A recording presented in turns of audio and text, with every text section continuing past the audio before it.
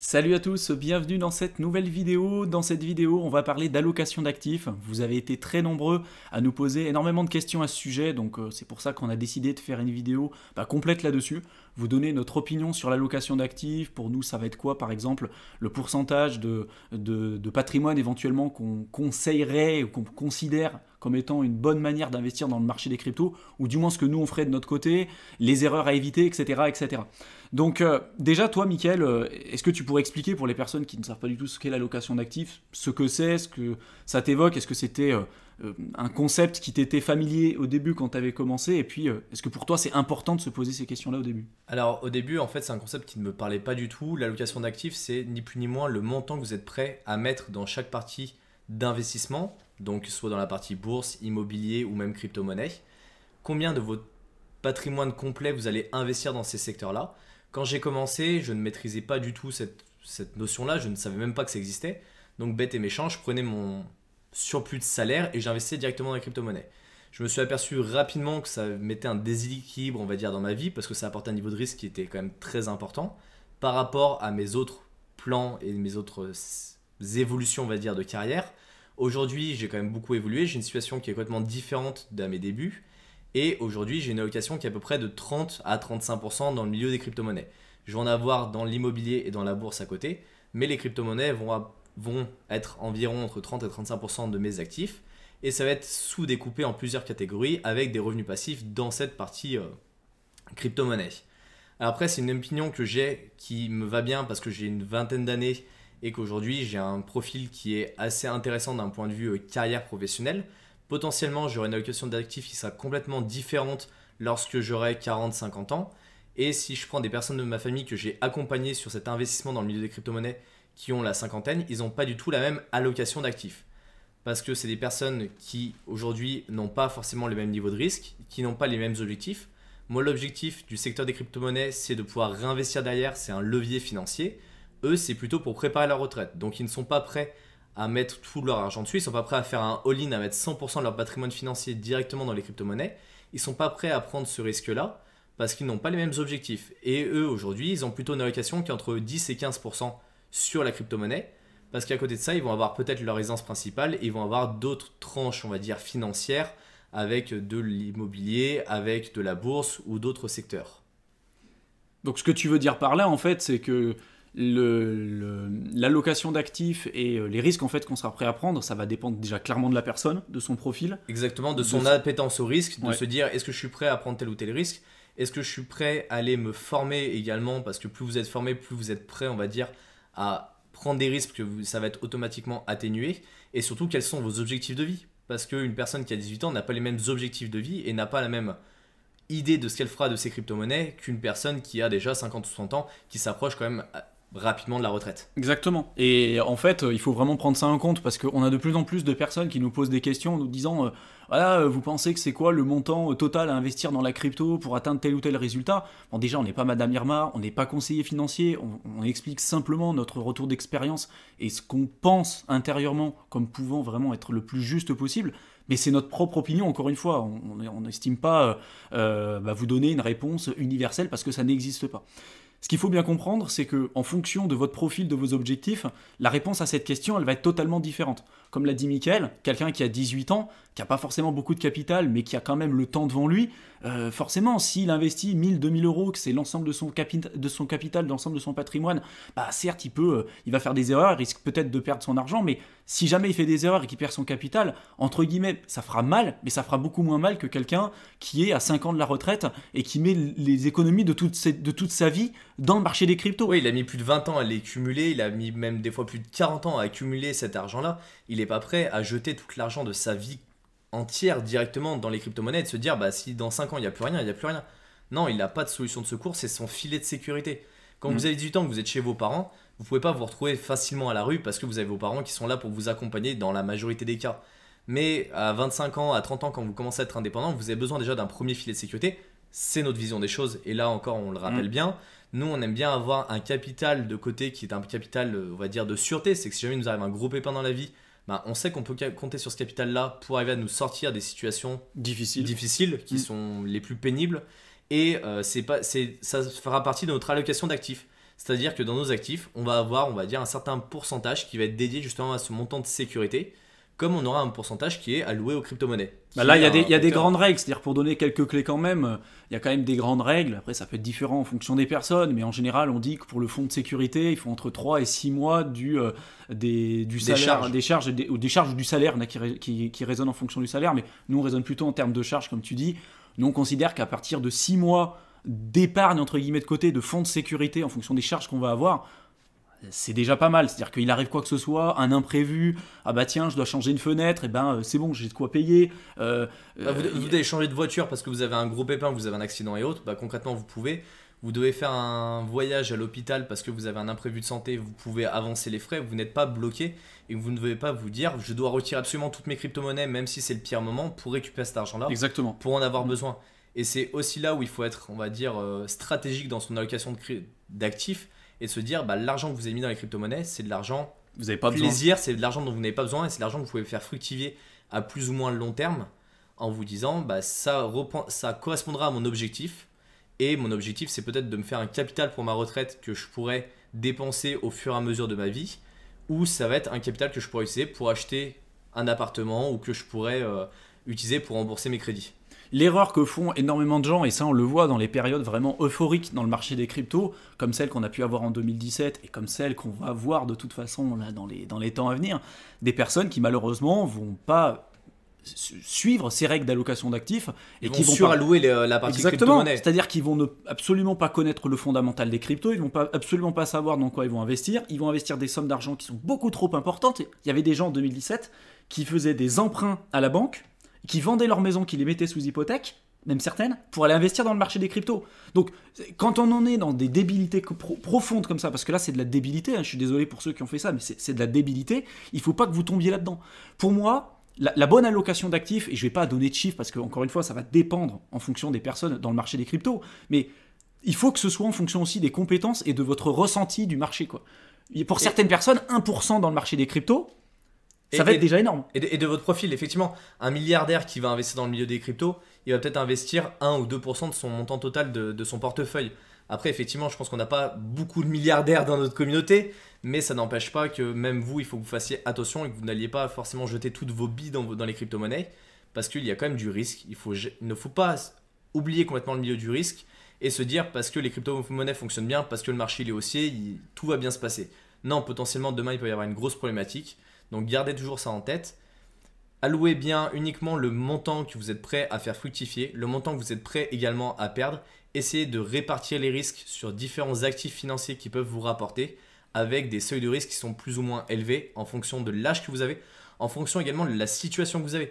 Si vous êtes déjà surendetté par beaucoup de crédits consommation ou autre, vous n'allez pas vous amuser à aller surinvestir dans la crypto-monnaie. Remboursez d'abord vos crédits que vous avez pour au moins gagner en liberté d'esprit, parce que la sérénité d'esprit, c'est le facteur le plus important et ce qui fait que vous vivrez le mieux et le plus heureux. Du moins, c'est notre vision des choses et c'est vraiment mais ça, je suis tout à fait d'accord avec toi. Et d'ailleurs, il y en a eu plusieurs qui nous avaient sollicité un message privé en nous disant bah voilà, j'ai perdu beaucoup d'argent dans tel ou tel investissement et pour me refaire, j'ai décidé d'investir dans le marché de la crypto en utilisant l'effet de levier parce que je vais pouvoir gagner beaucoup plus vite ma somme. Mais ça, c'est une hérésie profonde. C'est-à-dire que la personne, elle est déjà dans une situation de détresse et c'est triste, mais elle est déjà dans une situation de détresse et de stress profond. Et elle va se rajouter du stress supplémentaire en utilisant un effet de levier, donc un risque supplémentaire pour essayer de récupérer sa mise. Mais c'est absolument pas comme ça qu'il faut réagir. Il faut vraiment que vous vous disiez, si vous êtes en effet dans une situation précaire, avant de penser à l'investissement dans la crypto-monnaie, et même avant de penser à l'investissement tout court, réglez votre situation personnelle. Si vous avez besoin d'argent pour vous nourrir à la fin du mois ou payer votre loyer, c'est pas le marché des cryptos qui va vous sauver, hein. C'est un emploi, hein. Aujourd'hui, il faut que vous trouviez un emploi. Ça fait moralisateur ce qu'on veut dire, mais c'est la réalité. Je veux dire, à un moment donné, il ne faut pas que vous vous disiez « je vais investir dans le marché de la crypto parce que j'ai besoin de cet argent-là pour pouvoir payer mon loyer à la fin du mois ».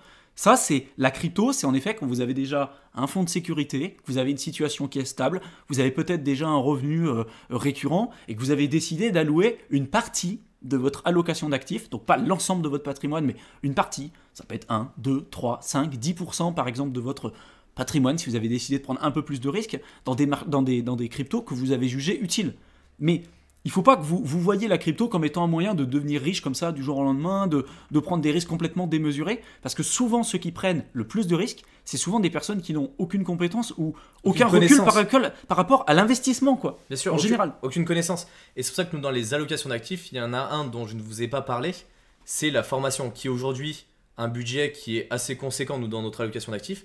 On donne plusieurs milliers d'euros et on paye plusieurs milliers d'euros des formations par an pour rester, on va dire, au meilleur niveau et surtout apprendre encore, parce que l'apprentissage n'est jamais fini, c'est vraiment perpétuel. On achète des livres, on achète des formations sur Internet, on regarde des vidéos YouTube, on va se renseigner.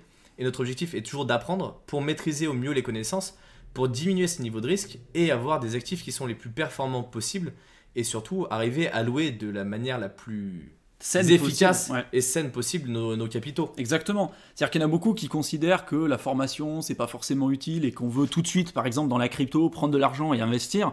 Sauf que, comme dans tout type d'actifs, en fait, si aujourd'hui vous avez aucune connaissance dans n'importe quel domaine, il faut vous former en amont. On va pas vous le dire en long, en large ou en travers. Vous le savez, il faut vous former. Si demain vous voulez investir dans l'immobilier, vous savez pas comment faire. On va pas vous faire de dessin. Si vous ne savez pas comment investir et que vous décidez de le faire quand même, les erreurs elles vont vous coûter beaucoup plus cher que si vous étiez formé, que vous aviez appris les bases au préalable. Que ce soit auprès de formations payantes comme celles que nous on peut proposer, ou que ce soit par YouTube, ou que ce soit juste avec des recherches sur Internet ou peu importe, mais formez-vous quoi. Prenez le temps et prenez le recul nécessaire pour pouvoir vous former, prendre les dispositions pour éviter de faire des erreurs. Surtout quand vous investissez des grosses sommes d'argent quoi. Surtout dans la crypto, qui est un milieu qui est très volatile. Et si vous vous formez, vous verrez que finalement, cet investissement que vous avez fait sur vous-même, qui est l'investissement le plus important, il vous sera largement rendu d'un point de vue financier, parce que vous aurez investi sur des actifs qui sont très intéressants, avec des vrais projets, avec des vrais fondamentaux. Et vous récupérez finalement les fonds que vous avez investis sur vous. Nous, on le voit aujourd'hui, l'investissement, bien qu'aujourd'hui, avec les résultats qu'on commence à avoir, on pourrait très bien se dire pourquoi on continue de se former. Mais oui, on continue de mettre des milliers d'euros. Ouais, on met des milliers d'euros chaque année, encore une fois, sur la formation, et on continuera de le faire jusqu'à la fin de notre vie, parce que c'est primordial, c'est fondamental, c'est comme ça vraiment qu'on évolue, c'est comme ça qu'on apprend des nouvelles choses, et nous, la formation aussi, on le voit comme étant un véritable investissement, quoi, un investissement sur nous. Et c'est un levier pour arriver à trouver des compétences et des connaissances qui ont été développées par des personnes qui sont là depuis plusieurs années, qui ont fait des quantités d'erreurs avant nous, qui nous feront finalement gagner de l'argent, parce que c'est des erreurs où on n'ira pas perdre notre argent bêtement, et c'est vraiment indispensable si on veut pouvoir naviguer sereinement, du moins le plus sereinement possible, dans des nouveaux domaines qu'on ne maîtrise pas forcément. Et même dans des domaines qu'on maîtrise, on continue de se former parce qu'on n'est jamais à l'abri de tout maîtriser. Et plus on en apprend, plus on s'aperçoit que le sujet on ne maîtrise pas, qu'on a fait plein d'erreurs et qu'on a encore énormément de choses à apprendre. La crypto-monnaie étant une technologie qui se développe à vitesse grand V, que la blockchain est en train de parcourir le monde, est en train d'adopter de plus en plus de secteurs, est en train de s'incruster, de révolutionner le monde. On ne peut pas se dire aujourd'hui on s'arrête à un instant T. Non, ça évolue tellement vite qu'il faut se former et que soit on suit le train et on arrive à profiter au maximum de cette technologie-là, soit on reste sur le bas-côté de la route et on laisse le train passer. Exactement, il y a plein de manières de se former, c'est-à-dire que ceux qui disent j'ai pas les moyens de me former, aujourd'hui sur internet il y a plein de choses déjà qu'on peut retrouver, après il y a des livres, il y a plein de livres aujourd'hui qui existent, il y a des formations en effet payantes comme celles qu'on peut proposer, mais il y a plein de manières aujourd'hui de se former et c'est la base quoi, c'est vraiment ce qu'on voulait dire, il faut vraiment que vous ayez une partie d'allocation de votre actif pour vous dire je prends le temps quand même de me former pour pouvoir allouer au mieux aujourd'hui mon portefeuille. Donc toi Mickaël, si aujourd'hui pour répondre quand même à la question aussi de cette vidéo, si tu devais te projeter toi, à 60 ans, 60, 65 ans, pour toi, l'allocation d'actifs que tu aimerais avoir ou que tu aimerais atteindre, vraiment personnellement, encore une fois, ça va être ton point de vue personnel, pour toi, ça serait quoi avec tous les actifs financiers aujourd'hui qui existent? Alors déjà, moi, je suis un crypto-papy parce que je suis vraiment fan de ça. Alors concrètement, je mettrais dans tout mon patrimoine, je mettrais 40% en bourse traditionnelle, je mettrais 40% en immobilier avec de l'investissement locatif, donc soit des immeubles de rapport ou des appartements directement achetés. Et ensuite, les 20% qui resteraient, j'en mettrais 10% en crypto-monnaie avec une partie dédiée aux revenus passifs dans les crypto-monnaies. Et les 10% qui resteraient, j'en mettrais 5% on va dire, dans les métaux précieux pour vraiment avoir des réserves de valeur. Et 5% dans le prêt auprès des sociétés, c'est-à-dire que je mettrais de l'argent et que je prêterai aux sociétés. Et ces sociétés me donneront des taux d'intérêt pour leur avoir prêté de l'argent. Mais j'allouerais, on va dire, 10% réellement aux crypto-monnaies, dont... Sur ces 10% là, peut-être, on va dire, un gros quart dans les revenus passifs, ce qui permettra d'augmenter, même si les marchés sont baissiers ou stagnent un peu, d'augmenter mon portefeuille crypto-monnaie, que ça fasse un gros bag et pouvoir en profiter au maximum à la retraite. Voilà, donc tu aurais quand même une bonne partie d'allocation d'actifs qui serait quand même sur les marchés traditionnels, que ce soit l'immobilier, la bourse, qui sont quand même très implantés aujourd'hui. Ils vont, à mon avis, tous ceux qui disent la bourse n'existera plus, etc., pour moi c'est du bullshit, hein. Ça continuera encore d'exister dans les années à venir. Et puis c'est des marchés qui sont là depuis quand même très longtemps. Donc voilà, c'est d'un point de vue sécurité, tu auras envie à cet âge-là quand même d'avoir un profil beaucoup moins risqué. Forcément, ta part de crypto, elle va être beaucoup plus faible, quoi. Oui, elle sera beaucoup plus faible et je préfère avoir des rendements qui sont plus bas sur des sommes qui sont plus conséquentes, mais avoir toujours un revenu qui est à peu près fixe que de me dire bah, demain ça peut éclater, demain ça peut complètement chuter. Et comme ça, au moins, je m'assure vraiment une stabilité. Avec les revenus en immobilier, ça permet d'avoir quand même une base qui est quand même assez solide. La bourse qui est légèrement plus risquée, mais si c'est bien placé, pareil, vous pouvez avoir des rendements qui sont quand même assez stables. Après, par-dessus, on va rajouter une réserve de valeur pour vraiment le dernier cas où tout pourrait chuter. Et pour augmenter un peu la rentabilité, on rajoute des crypto-actifs, on rajoute un peu de prêts aux sociétés.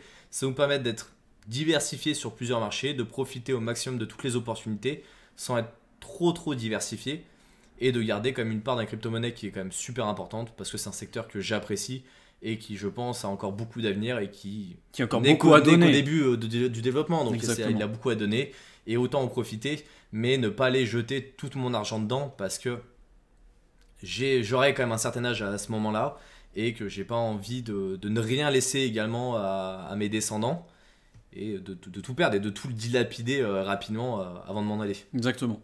Bon, d'ailleurs, je pense que vous nous direz, je pense que ça pourrait être pas mal que vous nous disiez dans la section commentaires, bah, pour vous, c'est quoi la meilleure allocation d'actifs, en tout cas celle que vous voyez d'un point de vue personnel.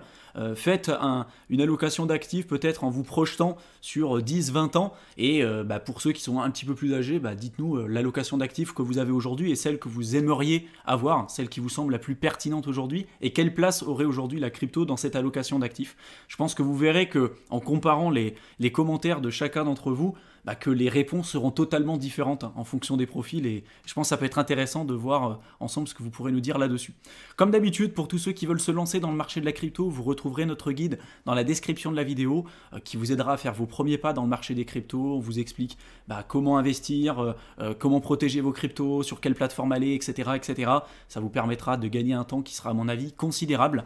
Et puis pour tous ceux qui veulent après aller plus loin avec nous, vous retrouverez le lien de tous nos programmes également dans la description de la vidéo. On vous souhaite une excellente fin de soirée et on vous retrouve dans une prochaine vidéo. Salut à tous. Salut.